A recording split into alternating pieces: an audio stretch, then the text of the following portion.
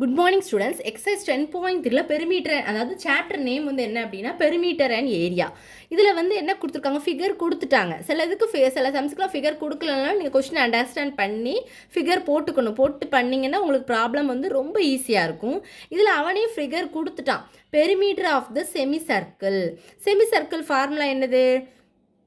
By d divided by 2. அப்புறம் diameter ரெண்டையும் add பண்ணுறது தான் உங்களுக்கு ஃபைனல் ஆன்சர். அதுதான் பெரிமீட்டர் கண்டுபிடிக்கிறது. அதாவது என்னது, செமி சர்க்கிளை கண்டுபிடிச்சிட்டு டயாமீட்டரை கண்டுபிடிச்சிட்டு ரெண்டையும் ஆட் பண்ணணும். அதுதான் உங்களுக்கு என்ன கிடைக்கிது, பெரிமீட்டர். இப்போ நம்ம கண்டுபிடிக்கலாமா? ஃபஸ்ட்டு செமி சர்க்கிளை கண்டுபிடிச்சிக்கலாமா? ஃபஸ்ட்டு கிவன் எழுதிக்கோங்க. அவங்களே சொல்லிட்டாங்க, பைக்கு பதிலாக நீங்கள் 3.14ன்னு எடுத்துக்கோங்க அப்படின்னு சொல்லிட்டாங்க. இப்போ பாருங்கள், சொல்யூஷன் பாருங்கள். கிவன் ஃபஸ்ட்டு போட்டுக்கோங்க. டயாமீட்டர் என்னது, 2.8. அப்போ அப்படி போட்டுக்கோங்க. டு ஃபைண்ட் என்ன கண்டுபிடிக்கணும், பெரிமீட்டர் ஆஃப் திஸ் ஷேப் அப்படி கூட போட்டுக்கலாம், இல்லை பெரிமீட்டர் போட்டுக்கலாம், தப்பு இல்லை. ஃபார்முலா பாருங்கள், perimeter of the semi circle என்ன formula? Pi d divided by 2. பையோட வேல்யூ என்னது, 3.14 இன்ட்டு டயாமீட்டரோட வேல்யூ என்னது, 2.4. அப்படி தானே? ஸோ கேன்சல் பண்ணிங்கன்னா என்ன வரும், 1.4 வரும். ஏன்னா 1:4 சைடு பாயிண்ட் இருக்கனால சென்டரில் பாயிண்ட் வரும். ஸோ 3.14 இன்ட்டு 1.4 இது ரெண்டையும் மல்டிப்ளை பண்ணிங்கன்னா 4.396. இப்போது நம்ம ஷேப்புக்கு தான் கண்டுபிடிக்கணும். ஃபஸ்ட்டு செமி சர்க்கிள் கண்டுபிடிச்சோம். என்ன ஆன்சர் வந்துச்சு, 4.396 ப்ளஸ்ஸு டயாமீட்டர் என்ன கொடுத்துருக்கான், 2.8. அப்போ 2.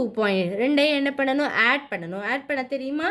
நான் ஒரு தடவை சொல்லித்தரேன் எப்படி பண்ணணும்னு பாருங்கள். பாயிண்ட் இருக்கனால நீங்கள் கண்டிப்பாக மிஸ்டேக் பண்ணுவீங்க. 4.396 அடுத்து என்ன இருக்குது, 2.8. அப்போது 2 இருக்குது. அப்போ 2 இங்கே போட்டுக்கணும். பாயிண்ட்டுக்கு அடுத்து என்ன நம்பர் இருக்குது, 8 தூக்கி இங்கே போடவும், 2 தூக்கி இங்கே, அப்படி பாயிண்ட்டுக்கு நேராக பாயிண்ட்டை தான் அரேஞ்ச் பண்ணணும்.